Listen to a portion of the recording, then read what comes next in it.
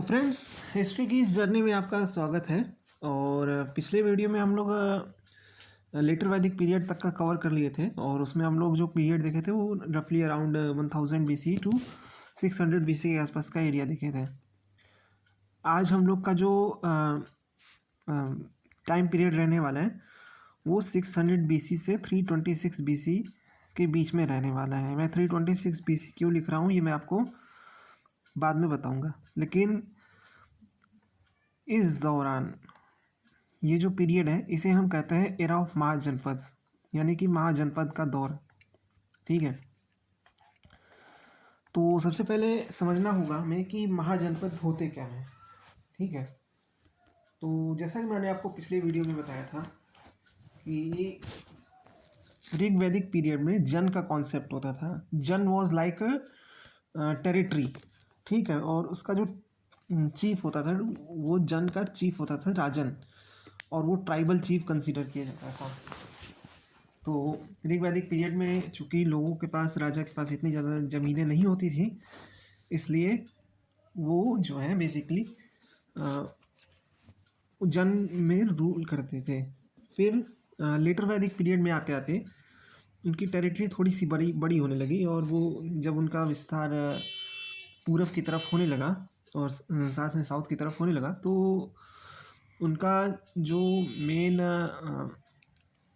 जो टेरिटरी था वो बढ़ने लगा, और इसलिए उनका जो जन था वो अब जनपद हो गया है। लेकिन था तो उनका कैरेक्टर एक ट्राइबल ही, राइट।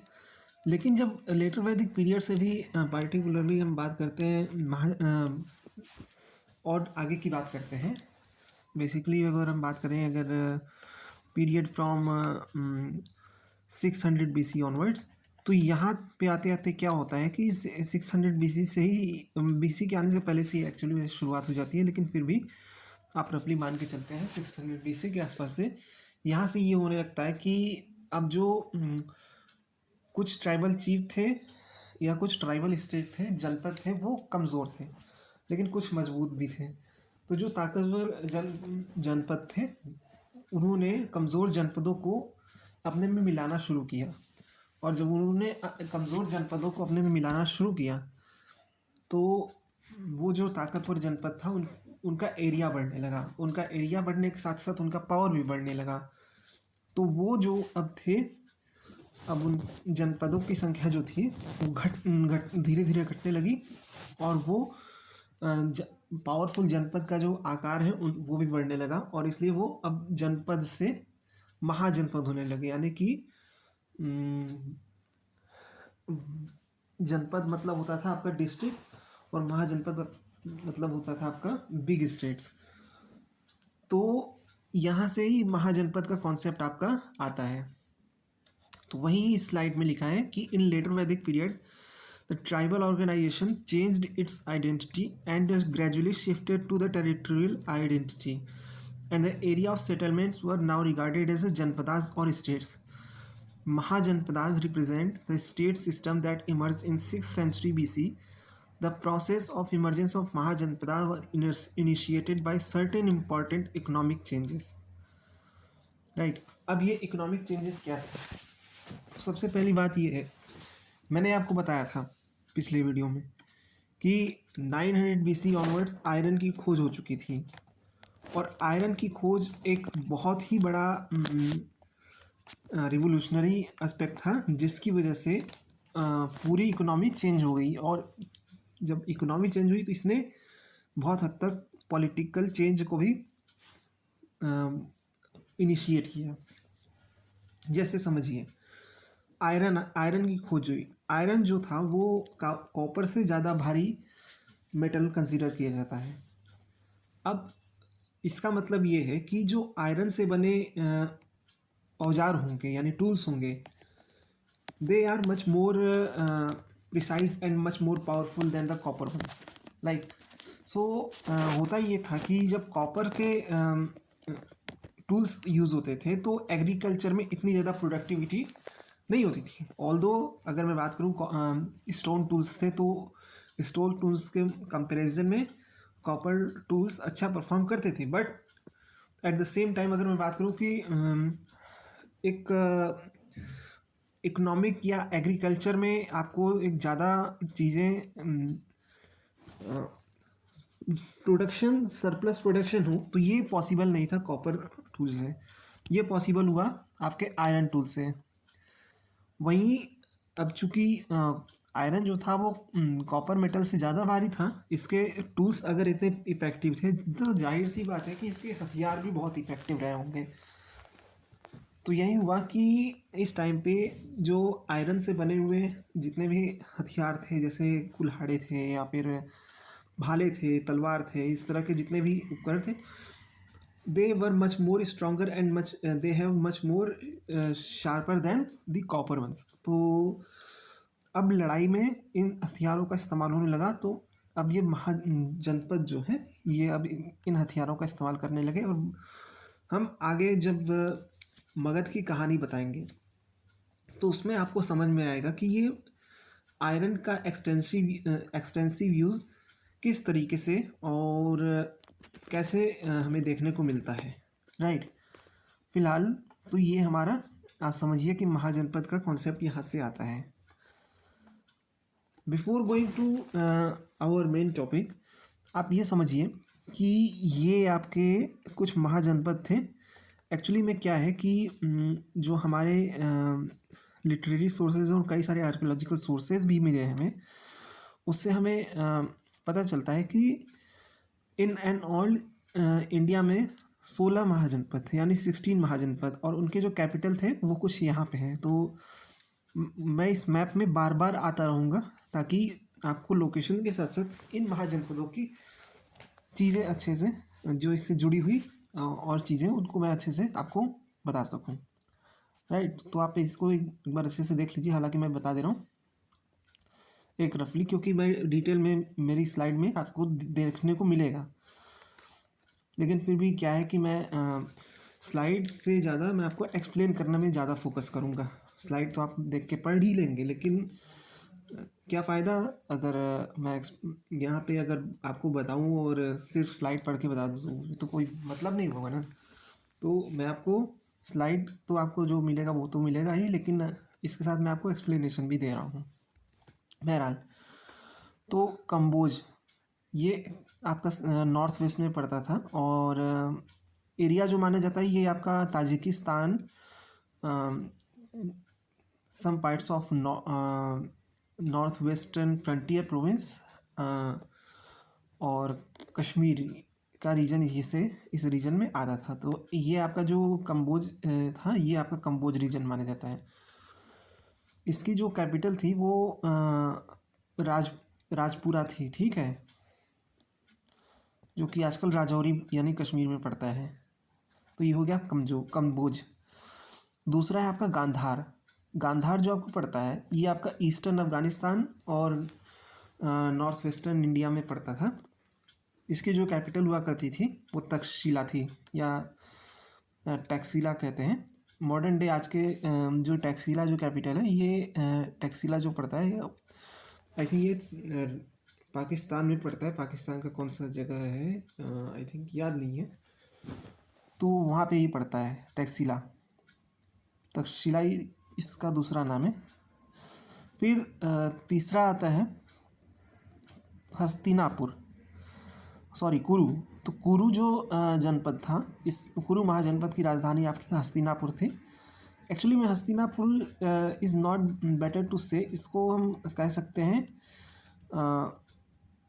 ये आपका इंद्रप्रस्थ, इसको मान के चलिए। इसकी कैपिटल थी आपकी इंद्रप्रस्थ। अब ये इंद्रप्रस्थ कहाँ है, तो आपका इंद्रप्रस्थ आपका दिल्ली वाला रीजन में आता है, राइट। फिर उसके बाद आता है पांचाल। तो पांचाल के हमें दो कैपिटल देखने को मिलती है। एक्चुअली पांचाल हमें नॉर्थ में और साउथ में दोनों तरफ देखने को मिलता है। तो एक अहिछत्र थी और अहिछत्र और दूसरी थी काम्पिल। अहिछत्र आपका जो रीजन पड़ता है ये रफली अगर मैं बात करूँ तो ये आपका बरेली में पड़ता है, और काम्पिल जो आपका है वो फर्रुखाबाद में पड़ता है, यूपी में, ठीक। फिर आपका आता है सूरसेन। तो सूरसेन की जो कैपिटल थी वो मथुरा थी। फिर कोसल आता है। कोसल भी दो हिस्सों में बटा था, एक नॉर्थ कोसल एक साउथ कोसल। नॉर्थ कोसल की कैपिटल आपकी श्रावस्ती थी, साउथ कोसल की आपकी कैपिटल अयोध्या, राइट। फिर उसके बाद कौशाम्बी पे आते हैं, तो कौशाम्बी जो है वत्स की कैपिटल हुआ करती थी। और फिर उसके बाद मल्ल की बताएं तो मल्ल भी दो हिस्सों में बटा था, एक कुशीनगर और एक पावापुरी। फिर उसके बाद अगर मैं वाराणसी की बताऊं तो वाराणसी की जो कैपिटल थी वो काशी हुआ करती थी, और वृज्जी की जो कैपिटल हुआ करती थी या लिच्छवी की जो कैपिटल हुआ करती थी वो वैशाली थी। अब मैं वृज्जी को लिच्छवी क्यों बोल रहा हूँ वो भी मैं अभी बताऊँगा इसके बारे में, बस आप वीडियो के साथ बने रहिए। फिर उसके बाद मगध, तो मगध की कैपिटल पाटलिपुत्र थी, लेकिन इसकी एक कोई कैपिटल नहीं थी, इसकी बहुत सारी capital with the time frame change होती रही है। और एक चीज़ और है कि पूरे ऑल द 16 महाजनपद, मगध एक ऐसा महाजनपद था जो बाद में एक बड़े एम्पायर के रूप लेगा, ठीक है। तो उस इसका नाम बार बार एंशियंट इंडिया में बार बार आएगा, क्योंकि एंशियंट इंडिया की अगर मैं हिस्ट्री की बात करूं तो 3/4 of the history of ancient India is the history of Magadh. तो इसका जिक्र हम बार बार करेंगे और इसको हम पूरी डिटेल में कवर करेंगे। फिर उसके बाद आता है अंग, तो अंग की जो कैपिटल थी वो चंपा थी। देन उसके बाद हम आते हैं मत्स्य, तो मत्स्य की जो कैपिटल थी वो विराटनगर थी। अवंती, अगेन अवंती आपका जो स्टेट था, अवंती महाजनपद जो था, ये आपका अगेन दो हिस्सों में बटा था। इसकी एक कैपिटल जो आपकी थी वो आपकी उज्जैन थी, नॉर्दर्न पोर्शन में जो थी, और सदर्न पोर्शन में आपका महिष्मती कैपिटल इसकी थी। फिर आता है चेदी, तो चेदी जो आपका महाजनपद था इसकी कैपिटल शुक्तिमती थी। एंड सबसे साउथ में जो गोदावरी कृष्णा गोदावरी वाला रीजन था वहाँ पे था असाका, ये दक्षिणापथ में पड़ता था, और इसकी पोटली इसकी कैपिटल थी। तो ये मैंने आपको मैप के थ्रू बताया है जो उस समय 6th सेंचुरी में एग्जिस्टिंग 16 महाजनपद थे। अब देखिए यहाँ पे क्या गेम हो रहा है। तो अब आपको नहीं लग रहा है कि ये सब जो सिचुएशन यहाँ पे बन रही हैं, यहाँ पे हमें 16 महाजनपद का हमें देखने को मिल रहा है। ये एक आपके एक तरीके से इंडिया तो है, लेकिन बट एक डिफ्रेगमेंटेड पॉलिटी का एक एग्जाम्पल है, ठीक है। तो yes, it is a example of defragmented polity. और at the same time 600 BC के आसपास जिस टाइम पे हमारे इंडिया में इस तरह की पॉलिटिकल स्ट्रक्चर चल रहा था, उसी टाइम पे हमारे नॉर्थ वेस्ट में यानी ईरान में एक अकेमेनिड एम्पायर एग्जिस्ट करता है, यानी अखमीनी साम्राज्य स्थापित था, और वो इंडिया पे लगातार हमला करने की कोशिश में लगा था, या फिर उसके नॉर्थ वेस्टर्न पोर्शन को अपने कब्जे में लेके उसे रूल में लेना चाहता था, ठीक है। तो खैर उस तरफ मैं मेरा ध्यान अभी नहीं है, मैं सिर्फ एक जेंटल रिमाइंडर दिया था कि इस समय जब 16 महाजनपद इंडिया में चल रहे थे, ये छोटे छोटे स्टेट्स बन गए थे, मतलब छोटे स्टेट्स इतने भी नहीं थे, लेकिन हाँ एक एम्पायर के कंपैरिजन में तो छोटे थे। तो उस समय उस समय कंटेम्प्रेरी हमारे पड़ोसी में क्या हो रहा था, खैर तो जो भी हो रहा था उसके बारे में हम बात करेंगे। अब हम बात करते हैं कि वो क्या कंडीशन बनी जिसकी वजह से हमें लार्जर स्टेट्स यानी कि महाजनपद का राइज देखने को मिलता है। तो सबसे पहली जो कंडीशन बनी, सबसे पहला जो कारण बना, increase in use of iron in eastern UP and western Bihar created condition for the formation of large territorial states। जैसा कि मैंने आपको पहले बताया था कि ईस्ट यूपी और बिहार में आपको आयरन के डिपॉजिट्स देखने को मिल गए थे इस टाइम पे आते आते, खासकर ये चीज़ मैंने लेटर वैदिक पीरियड में ही बता दी थी। तो यहाँ पे अब क्या होता है कि यहाँ पे अब जो है आयरन की वजह से बहुत सारे चेन ऑफ इवेंट्स हमें देखने को मिलते हैं, और एक चेन ऑफ इवेंट्स एक पॉलिटिकल ट्रिगरिंग का काम करता है। तो यहाँ से हमें इसका महाजनपद का राइज देखने को मिलता है। दूसरा, the new agricultural tools and implements enable the peasants to produce far more food grains than they required for consumption. यानी कि यहाँ पे अगेन सरप्लस प्रोडक्शन की बात हो रही है, जिसको मैंने पहले ही बताया है, सरप्लस प्रोडक्शन। तीसरा, urbanisation in this phase also fostered the idea of territorial expansion. जब अर्बनाइजेशन होता है किसी भी क्षेत्र का, तो वहाँ पे एक मर्चेंट क्लास डेवलप होता है, और जब मर्चेंट क्लास आपका डेवलप होता है तो जाहिर सी बात है कि आपका मर्चेंट क्लास यही चाहेगा कि ट्रेड की जो अपॉर्चुनिटीज़ हैं वो डेवलप हो। और ट्रेड की अपॉर्चुनिटीज़ दो वजह से डेवलप हो सकती है।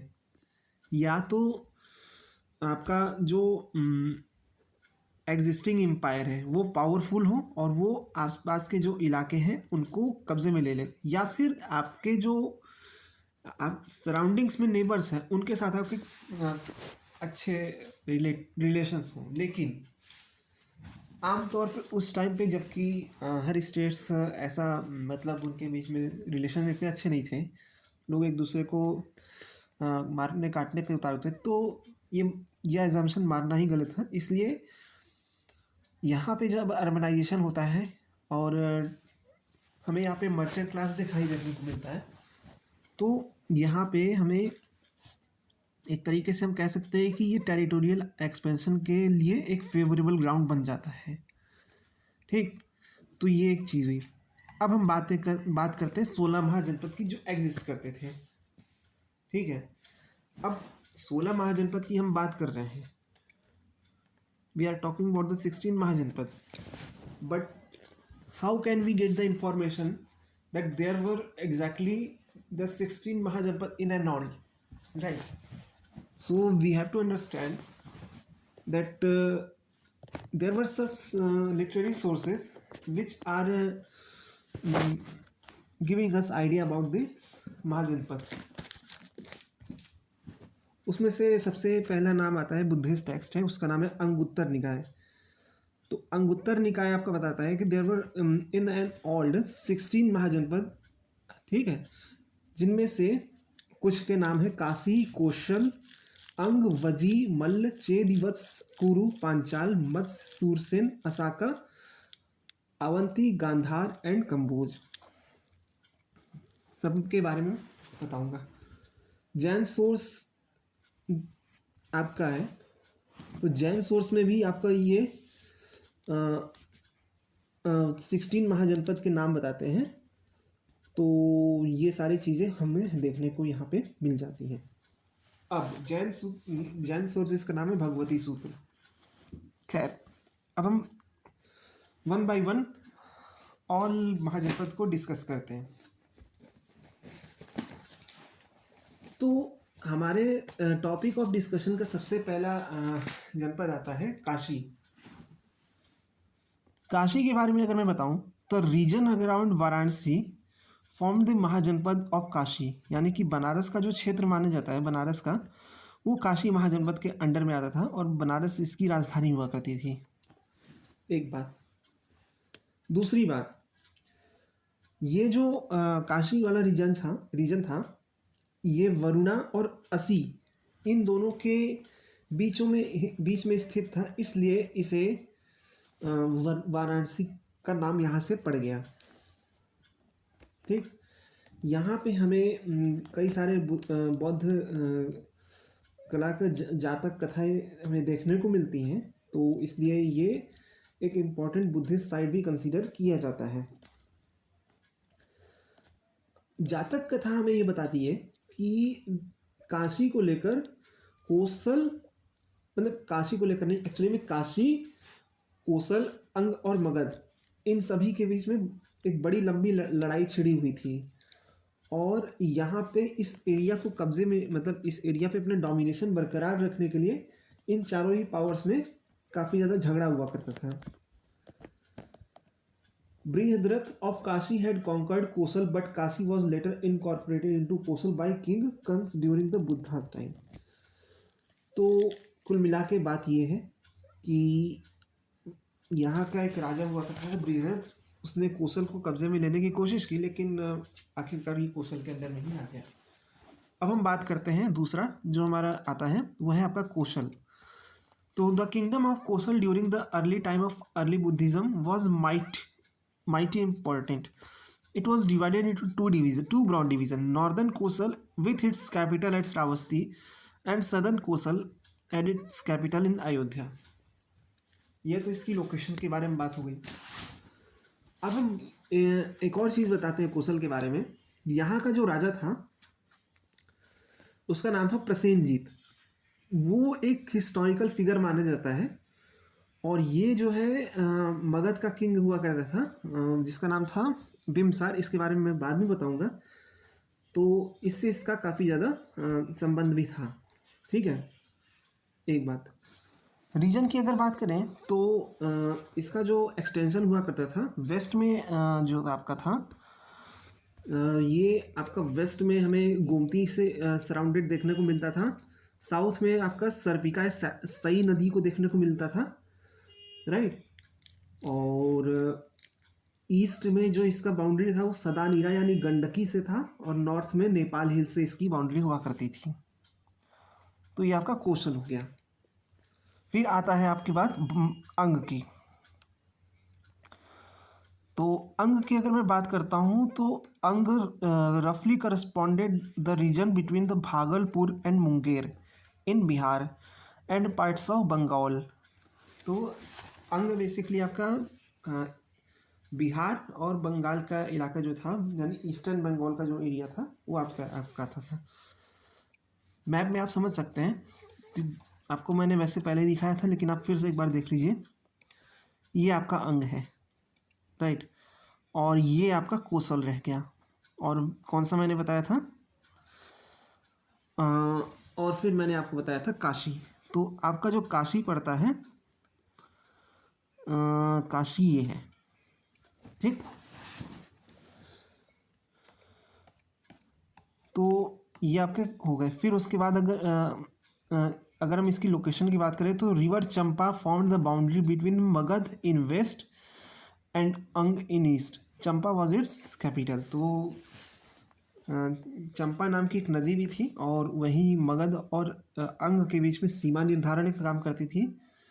और ये जो था, ये चंपा इसकी राजधानी भी हुआ करती थी। मगध के बारे में बात करें तो Magadha was one of the most prominent and prosperous mahajanapada. The capital city Pataliputra, जो कि पटना है, was situated on the confluence of major rivers like Ganga, Son, Punpun and Gandak. तो इन चारों नदियों के किनारे पे था। गंगा को उस टाइम पे गंगा ही कहा जाता था, सोन को उस टाइम पे आई थिंक सोन ही कहा जाता था, आइडिया नहीं किस काम से जाना था। पुनपुन आपकी जो थी वो आपकी पुनपुन का नाम याद नहीं आ रहा है इस समय। तो खैर, मतलब कुल मिला के बात ये है, पटना जो था उस समय इन चारों नदियों से घिरा हुआ था। तो मगध के बारे में हम और बात करेंगे। मगध के बारे में अभी इतना ही डिस्कस कर दे रहे हैं, क्योंकि मगध हमारा बार बार आएगा, तो बार बार डिस्कस करेंगे तो अच्छा, रिपीट करने में अच्छा भी नहीं लगता। तो जितना हमें ज़रूरत है उतना हम डिस्कस कर दे रहे हैं। देन फिर चेदी की बात करते हैं। Chedi form one of the most ancient 132 tribes among the Kshatriya in early Vedic times. तो ये भी 132 कबीलों से बनी हुई एक ट्राइब मानी जाती थी, चेदी। अगर रीजन की बात करें चेदी की, तो चेदी आपका जो होता था, ये बुंदेलखंड जो इलाका है वहाँ से आपका इसका एरिया शुरू होता है। और अगर इसकी बाउंड्री अगर बात करें तो नॉर्थ वेस्ट में जो है, मतलब अगर इसकी नॉर्दर्न बाउंड्री की बात करें तो यमुना जो था वो नॉर्दर्न बाउंड्री बनाती थी। नॉर्थ वेस्ट में चंबल थी, राइट। साउथ ईस्ट में अगर बात करें तो मालवा आता था, और तो ये इसका एक्सटेंशन माना जाता है। और इसका साउदर्न फ्रंटियर जो आपका नर्मदा मान सकते हैं, नर्मदा। यहाँ पे जो आपका जो देखने को मिलता है, इसकी जो कैपिटल हुआ करती थी चेदी की, वो आपकी जो थी, जैसा कि आपको मैं नक्शे में भी दिखा दे रहा हूँ, तो ये है आपके शुक्तिमती इसके कैपिटल हुआ करती थी। Shuktimati was its capital. ठीक है। अब तो ये इसका हो गया। फिर उसके बाद आता है वत्स की। तो वत्स जो था, यहाँ पे monarchial form of government exist करती थी और इसकी जो राजधानी थी वो कौशाम्बी थी, जो कि प्रयागराज में पड़ती है। इसके अलावा एक और चीज़ बताता हूँ, यहाँ का एक फेमस रूलर हुआ करता था, उसका नाम था उदयन। तो ये 6th सेंचुरी BC के आसपास रूल करता था और ये उस टाइम पे जो इसका मगध का शासक था अजातशत्रु, उसके साथ इसकी दुश्मनी चल रही थी। ठीक है। और फिर बाद में ये मैट्रिमोनियल अलायंस में भी आ जाता है। तो ये था आपका उदयन। तो ये आपका हो गया। फिर उसके बाद आता है कुरु। कुरु जो है आपका, तो पुराणों के हिसाब से अगर बात करें तो कुरु जो है, इनकी जो ओरिजिन है वो पुरु भरत फैमिली से रिलेटेड थी। और ऐत्रेय ब्राह्मण में बताता है कि कुरु जो है वो मध्य देश में स्थित था। इन्हें उत्तर कुरु के नाम से भी जाना जाता है और ये हिमालय के नीचे आसपास रहते थे। इनकी जो राजधानी हुआ करती थी वो इंद्रप्रस्थ थी। और महाभारत काल में भी इनका काफ़ी ज़्यादा हमें देखने को मिलता है। खासकर अगर मैं बात करूँ तो जो आपके कुरु वंश के जो राजा थे धृतराष्ट्र, वो यहीं से रिलेटेड थे। ठीक है। वहीं अगर मैं बात करूँ तो हिस्टोरिकल फैक्ट की, तो हिस्टोरिकली जो इसका जो हमें देखने को मिलता है वो बुद्धिस्ट टेक्स्ट के हिसाब से बात करें तो ये जो था इंद्रप्रस्थ इसकी राजधानी हुआ करती थी।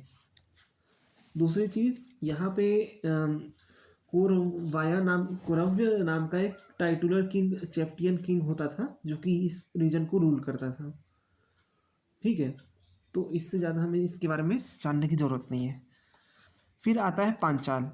पांचाल जो था, जैसा कि मैंने आपको पहले ही बताया, Panchala occupied the country to the east of the Kuru between the upper Himalayas and the river Ganges, modern Badaun, Farrukhabad and the adjoining district of Uttar Pradesh forms Panchala. एक बात। दूसरी बात ये, northern Panchala had its capital at Ahichhatra and southern Panchala having its capital of Kampilya. फिर Matsya lay south और south west of Indra Pradesh and south of Surasena, its capital is Viratnagar. Surya Sen की राजधानी मथुरा थी और ये मत्स्य से पूर्व में और यमुना के पश्चिम में ये रीजन पड़ता था। तो ये सारी चीज़ें हम बताएंगे नहीं, ये आप बाकी स्लाइड में देख लीजिएगा। ठीक है। क्योंकि ज़्यादातर चीज़ें हमने आपको यहाँ पे बता दी है। थोड़ा बहुत आपको और चीज़ें बता देते हैं। जैसे अवंती था, तो ये 2 हिस्सों में बता था। वेत्रावती नदी इसको डिवाइड करती थी नॉर्थ और साउथ में, और उज्जैन और महेश्वरी इसकी राजधानी हुआ करती थी। गांधार जो है ये आपका ये भी बता दिया है कि कहाँ कहाँ तक इसका लोकेशन था। और अगर रिवर की बात करें तो काबुल रिवर से लेकर इंडस रिवर तक इसका एक्सटेंशन माना जाता है, और बाद में ये नॉर्थ वेस्ट पंजाब तक भी आ गए थे। कम्बोज की यही बात करते हैं तो कम्बोज आपका राजपुरा नॉर्थ वेस्ट और हजारा डिस्ट्रिक्ट में था, और राजपुरा जो थी इसकी कैपिटल हुआ करती थी। वज्जी जो थी, वज्जी आपकी एक गणराज्य था, यानी कि रिपब्लिकन स्टेट था, और यहाँ पे लिच्छवी पावरफुल थे, और इनकी जो कैपिटल थी वो वैशाली थी, जो कि हाजीपुर डिस्ट्रिक्ट बिहार में पड़ती है। सदानीरा इनकी बॉर्डर बनाती थी वेस्टर्न लिमिट में, और ये जो है ये मल्ल सेन का बॉर्डर अलग होता था। वहीं मल्ल की बात करें तो अगेन ये 2 हिस्सों में बटे थे, कुशीनारा और पावा इनकी दोनों नॉर्थ और साउथ कैपिटल थी। और फिर आती है असाका। असाका जो थी वो दक्षिणापथ में लोकेटेड सदर्न हाई रोड पे आपका था, और इसकी राजधानी पोटन थी या पोटली थी। अब हम बात करते हैं मगध की।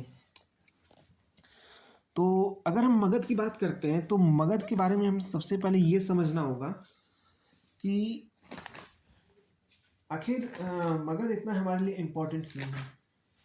देखिए, सबसे पहली बात, मगध जो है आपका, ये आपका 6th सेंचुरी BC में अपना एग्जिस्ट करता था। और ये जो है यहाँ पे हमें इंडिया में एक क्रोनिक सिम्टम ऑफ डिसइंटीग्रेशन देखने को मिलता है नॉर्दर्न इंडिया में। और चूँकि यहाँ पे हमें 16 महाजनपद का में देखने को मिलता है, और ये 16 ही महाजनपद अपने आप में ऑटोनोमस टाइप के थे, जिसमें से अवंती, वत्स, कोसल और मगध, ये 4 ऐसे थे ये जो कि ताकतवर माने जाते थे। अवंती, वत्स, कोसल और मगध। तो अगर आपको लोकेशन ढूंढने में प्रॉब्लम आ रही है तो फिर से अगेन मैं अपने मैप में आता हूँ और आप देख लीजिए अवंती, वत्स जो पावरफुल थे, मैं अब उनको हाईलाइट कर दे रहा हूँ। ठीक है,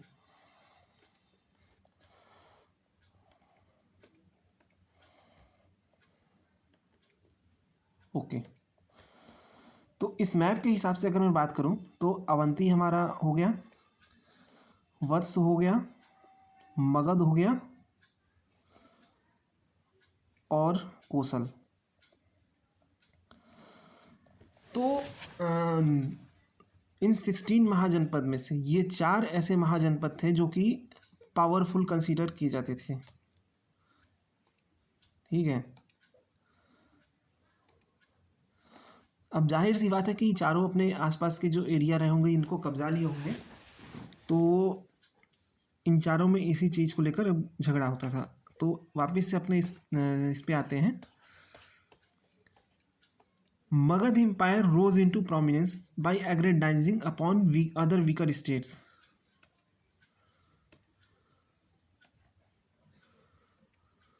ठीक है, मतलब अपने आसपास के जो कमज़ोर राज्य थे उसको कब्जा में लेते हुए इसका राइज होता है। The cradle of civilisation, Magad was famous kingdom in India, and 3/4 of early India's history is the history of Magad. Girivraj and Patliputra were two important capital of Magad. जैसा कि मैंने आपको पहले भी आपको हिंट दिया था कि जो मगध है उसकी जो हिस्ट्री है वो एंशियंट इंडिया की 3/4 ऑफ हिस्ट्री कंसीडर की जाती है, क्योंकि मगध जो था वो बहुत पावरफुल था। और क्यों पावरफुल था, क्यों इसका राइज हमें देखने को मिलता है, एक टाइम पे आते आते एक ये महाजनपद था 326 BC तक आते आते जो मगध का जो इम्पीरियल एक्सटेंशन था वो ये माना जाता है। खैर इसके बारे में मैं कल आपको डिस्कस करूँगा कि ये इतना बड़ा कैसे हो गया। मैं आपको अब बताता हूँ इसके रीज़न क्या थे, इसके कॉजेज़ क्या थे इसके राइज के। सबसे पहली बात करते हैं हम इसकी लोकेशन की, यानी जियोग्राफिकल फैक्टर्स की। तो इसकी जो कैपिटल थी वो स्ट्रेटेजिक पोजीशन पे लोकेटेड थी। राजगीर जो था वो 7 पहाड़ों से घिरा हुआ था, जबकि पाटलिपुत्र जो था वो गंगा, सोन और पुनपुन नदियों के किनारे पे बसा हुआ था। तो किसी भी बाहरी ताकत के लिए, किसी भी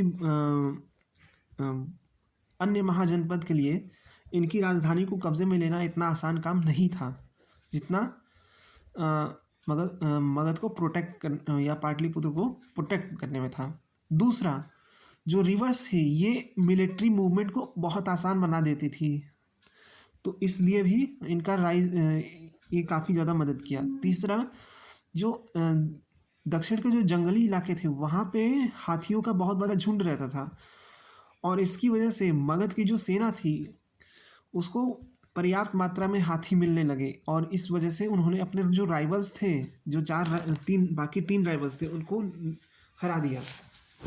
और चौथा, जो the geographical advantage of Magadha helped her to be aggressive against her neighbour while baffled by an impregnability of Magadha. मतलब अपने स्ट्रेटजिक कैपिटल लोकेशन की वजह से उसका कैपिटल को कब्जे में नहीं किया जा सकता था, लेकिन उसकी आर्मी पावरफुल थी यानी मगध की, इसलिए वो किसी भी एम्पायर को वो हरा सकती थी। तो ये आपका एक फैक्टर हो गया। दूसरा फैक्टर है आपका economic factor. Economic solvency and growing prosperity of Magadh empire become the vital reason for its rise. जाहिर सी बात है कि जब आपका यहाँ पे एग्रीकल्चर मतलब आप देख सकते हैं, क्योंकि जो यहाँ पे availability of very fertile land, इसका जो दूसरा पॉइंट है यही आपको बता रहा है कि जो आपका मगध का जो एरिया था वो आपका बड़ी बड़ी नदियों के एल्यूवियल डिपॉजिट से सींचा हुआ था। तो यहाँ पे जो लैंड की जो फर्टिलिटी थी वो काफ़ी ज़्यादा थी। इस वजह से यहाँ पे जो एग्रीकल्चर प्रोडक्शन होता था वो सरप्लस में होता था, और इस वजह से इसने जो इकोनॉमिक प्रॉब्लम्स थी वो काफ़ी हद तक सॉर्ट आउट कर दी थी, और मगध एक पावरफुल एम्पायर बनने की राह पे बन गया। फिर मिनरल रिसोर्सेज, तो availability of mineral resource in Magadh were the other sources of her power and prosperity. Magadh had abundant amount of iron and copper supply. जैसा कि मैंने आपको बताया यहाँ पे आयरन और कॉपर की सप्लाई भर भर के थी। फिर रोल ऑफ ट्रेड, यहाँ पे रोल ऑफ ट्रेड का भी बहुत इंपॉर्टेंट रोल है, क्योंकि उस वक्त तक जो लैंड रूट पे जो ट्रेड हुआ करता था, मगध की सिचुएशन ऐसी थी कि वो ईस्टर्न और वेस्टर्न इंडिया के बीच में पड़ता ही पड़ता था।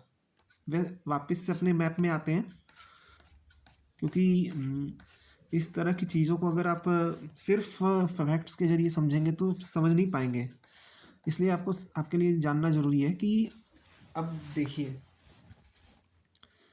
ये आपका पूरा मैप चल रहा है। उस समय के हिसाब से अगर मैं बात करूं तो ईस्ट और वेस्ट यहाँ तक का आपका ट्रेड ऐसे चल रहा था, ठीक है, ऐसे ट्रेड चल रहा था। अब आप खुद सोचिए कि अंग से लेकर गांधार तक ये जो आपका रीजन था, मतलब अंग से लेकर not Gandhar but also Kamboj, तो क्या यहाँ पे आपका मगध नहीं पड़ेगा? बिल्कुल पड़ेगा। और मगध के बिना आप जा ही नहीं सकते, ना तो ईस्ट से वेस्ट कोई जा सकता है, ना तो वेस्ट से कोई ईस्ट की तरफ आ सकता है। इन एनी केस आपको मगध को क्रॉस करना ही होगा। इसलिए मगध का जो वो था सिचुएशन था, उसकी वजह से ट्रेड रूट पे वो आता था, इसलिए यहाँ पे रोल ऑफ ट्रेड बहुत ज़्यादा बढ़ गया था। और जब रोल ऑफ ट्रेड बढ़ जाता है जहाँ पे, तो वहाँ पे आपका जो मेन चीज़ आता है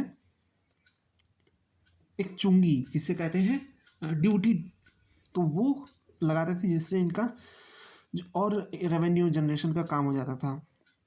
अब पॉलिटिकल फैक्टर्स की बात करें तो political factors also contributed in the rise of Magadh. Most important was imperial unification of India. अब समझिए इस बात को, the rivalry among big monarchy prevented their alliances against Magadh. ठीक है, यहाँ पे जो 4 राज्य थे, ठीक है, जिनके बारे में मैंने बताया था, अगेन वापस से अपने मैप में आते हैं, क्योंकि बार बार मैंने बताया। तो देखिए जो इस टाइम पे आके आपके जो 4 राज्य हमें देखने को मिलते हैं, मतलब पावरफुल में, तो आप समझिए कि अगर वंश की दुश्मनी मगध से है तो मगध क्या करेगा? वो ये करेगा कि वो अवंती से दोस्ती कर लेगा। अब अगर अवंती से इसने दोस्ती कर ली तो जाहिर सी बात है दुश्मन का दुश्मन दोस्त होता है। अब दुश्मन इसका क्यों क्यों दोस्ती करेगा? क्योंकि अवंती को वत्स से प्रॉब्लम थी। तो मगध कहता है कि यार हम इधर से अटैक करते, तुम इधर से अटैक करो, तो इसलिए वत्स का खेल ख़त्म हो जाएगा। अब जो इलाका बचेगा तो वेस्टर्न पोर्शन तुम रखना, ईस्टर्न पोर्शन हम रखेंगे। तो अवंती कोई दिक्कत नहीं, यहाँ पे अवंती आ गया। अब अवंती का जो वो है एंड यहाँ तक था, अब यहाँ तक हो गया, इसको इतना बड़ा इलाका मिल गया। वहीं मगध की बात करें तो मगध का भी इलाका यहाँ तक बढ़ गया। अब देखिए अब यहाँ पे क्या होता है कि अब यहाँ पे ख़त्म हो गया, कौशाम्बी ख़त्म हो गया, वत्स ख़त्म हो गया। अब बात आती है अवंती और मगध की। अब अवंती और मगध के बीच की दुश्मनी है। अब क्या हो, तो मगध कहता है कौशल से कि देखो दोस्त, ऐसा है कि ये अवंती जो है इसकी बहुत ज़्यादा पावर बढ़ रही है, ठीक है, हम दोनों दोस्ती कर लेते हैं और ऐसा करते हैं कि इसका जो ये नॉर्थ वाला पोर्शन है ये तुम रखो, साउथ वाला पोर्शन हम रखेंगे, यानी डिवीज़न ऐसे होगा। तो कौशल कहता है क्या प्रॉब्लम है भाई, कोई दिक्कत नहीं। तो अब मगध के पास वत्स की भी पावर आ गई और इस युद्ध के बाद अब अवंती की भी पावर आ गई है। वहीं कोसल के पास सिर्फ अवंती की पावर आई है, क्योंकि जो पिछला युद्ध वत्स से हुआ था वहाँ पे तो इनको कोई पावर मिली नहीं। अब यहाँ पे क्या होता है कि ये इन दोनों के बीच में युद्ध होता है। अब यहाँ पे अवंती का हो जाता है खेल ख़त्म। ठीक है, अवंती का जब खेल ख़त्म होता है तो अगेन अब यहाँ पे सिचुएशन पावर डायनामिक्स थोड़ा सा बदल जाती है।